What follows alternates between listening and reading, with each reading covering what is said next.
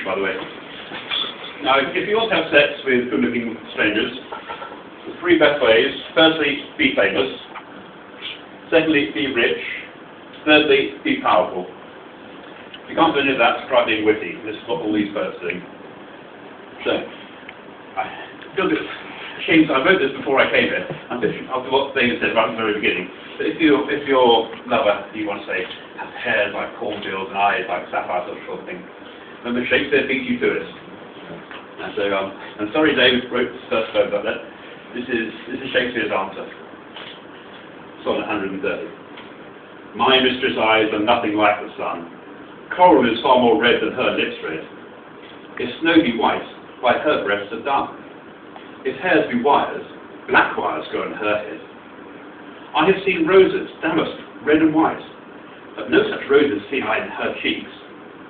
And in some perfumes is there more delight than from the breath that from my mistress reeks.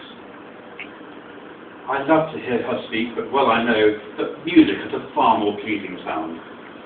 I grant I never saw a goddess go, but my mistress, when she walks, treads upon the ground. And yet, by heaven, I love nothing as rare as any she belies and false compare. Well, that was the famous Van Durian poet, as we all know from the Gathering. And now in chronological order, we're going to John Donne. Now there's a tendency of people reading sort of 500-year-old poets of boom them and say, "License my roving hounds and let them go." But this is going to do though. I'm very unlucky. I'm going to do it like a Carry On film. Hurrah! Well, I'll only read the second half of this. The first half, he's picked up this woman from whatever nightclubs they had in the 17th century and taken her home. The first half, they're going to take off all their clothes and lie down. So this is the Carry On version of John Donne.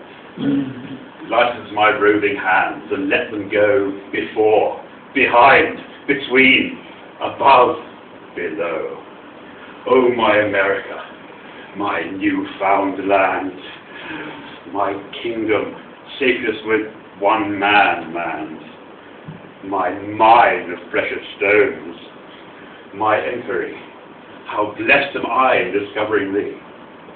To enter in these bonds is to be free, and then where my hand is set, my seal shall be.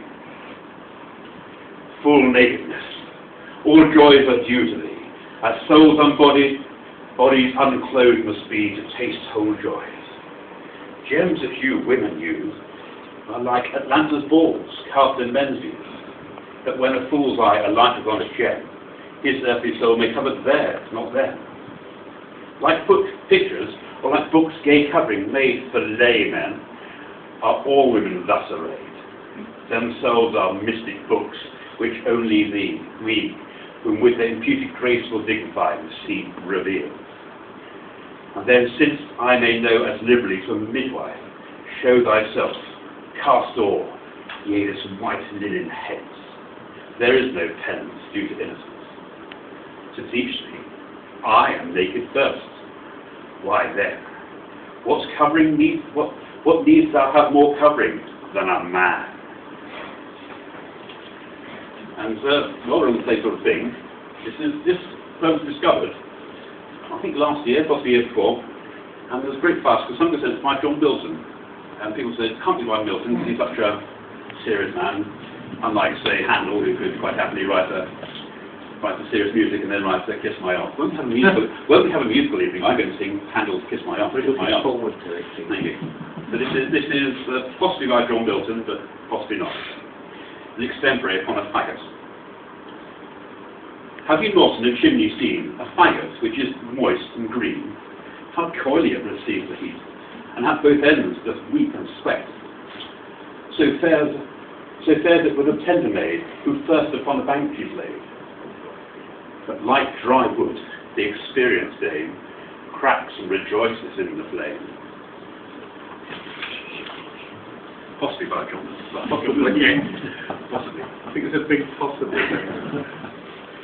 So you can be, sorry, you, I'm not sure, they still say you significant, witty like Shakespeare, or you can be carry on like John Donne and Fossey Milton, or you could be like Andrew Marvell, to his coy mistress, and just say, you know, I'd love to sort of spend all my time romancing you, but come on, just go to bed anyway.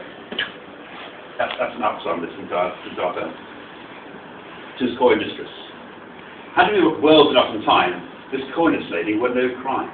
We would sit down and think which way to walk, pass along our love's long day. Thou by the Indian Ganges side should rubies find. I by the tide of Humber would you claim. I would love you 10 years before the flood. And if you should, if you please, refuse the conversion of the Jews, my vegetable love would grow vaster than empires, and more slow. 100 years should go to praise thine eyes, and on thine forehead gaze. 200 to adore each breast, and 30,000 to the rest. An age at least to every pass, and that last age would show your heart. For lady, you deserve this state, nor would I love as lower rate. But at my back I always hear time's winged chariots hugging near, and yonder all before us lie deserts of vast eternity. Thy beauty shall no more be found, nor in a marble vault shall sound an echoing song. Then worms shall cry thy long-preserved virginity, and your quaint honour turn to dust, and into ashes all my lust. The graves are fine and private place, but none, I think, do there embrace.